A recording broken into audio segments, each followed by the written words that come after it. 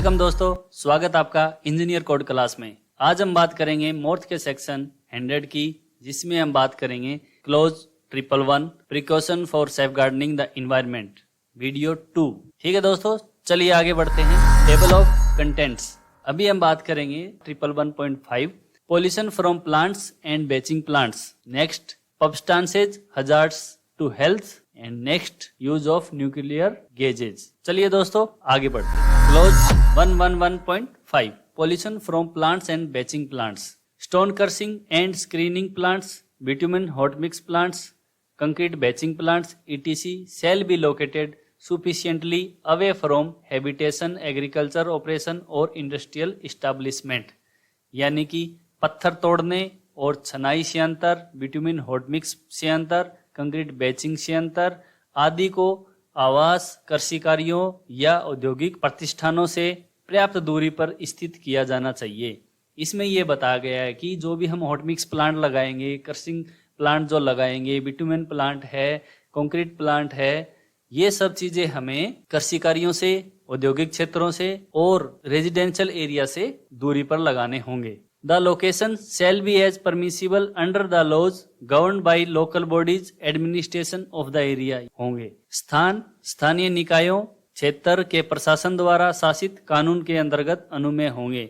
इसमें यह बताया कि जो लोकेशन हमें सिलेक्ट करनी है वो लोकल बॉडीज द्वारा परमिशन हमें लेनी है और जो एडमिनिस्ट्रेशन डिपार्टमेंट है उसके एरिया के उसमें जो आती है तो उनसे भी परमिशन लेके ही हमें लोकेशन सेट करनी है। The contractor shall take every precaution to reduce the level of noise, vibration, dust and emission from his plants.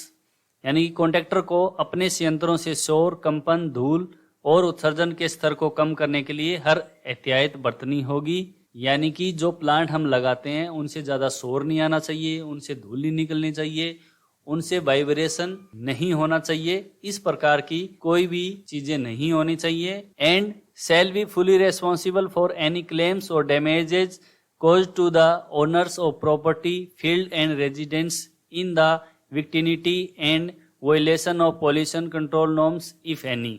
यानी कि आसपास के क्षेत्र में संपत्ति, खेतों और आवासों के मालिकों को होने वाले किसी भी दावे या क्षति तथा प्रदूषण नियंत्रण मानदंडों के उल्लंघन यदि कोई हो के लिए पूरी तरह से जिम्मेदार होगा।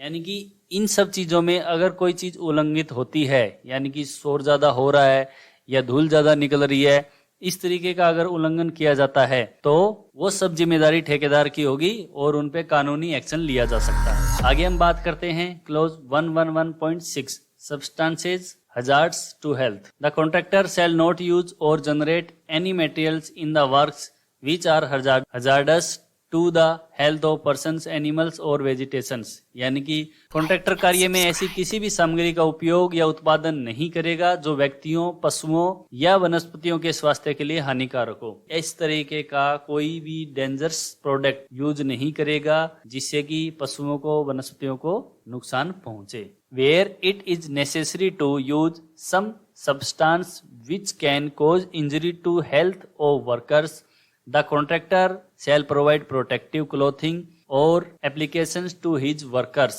यानी कि जहां कुछ ऐसे पदार्थों का उपयोग करना आवश्यक हो जो श्रमिकों के स्वास्थ्य को नुकसान पहुंचा सकते हैं, वहां कॉन्ट्रैक्टर अपने श्रमिकों को सुरक्षात्मक कपड़े या उपकरण उपलब्ध कराए जाएंगे। यानी कि कुछ भी अगर इस तरीके का मटेरियल निकलता है जो मानव जीवन को प्रभावित करता हो या उससे किसी व्यक्ति को नुकसान पहुंचने वाला हो, तो वहां अगर सेल्फ एम्प्लॉय है, अगर कॉन्ट्रैक्टर की भी टीम है तो उनमें वो क्लोथिंग का यूज करेगा, सेफ्टी जैकेट देगा, शूज वगैरह देगा, हेलमेट, ग्लव्स वगैरह सब देगा। इन सब चीजों का ध्यान रखना। Clause 111.7 use of nuclear gauges. Nuclear gauges shall be used only where permitted by the engineer. यानी कि परमाणु गेज का उपयोग केवल वहीं किया जाएगा जहां इंजीनियर द्वारा अनुमति दी गई हो।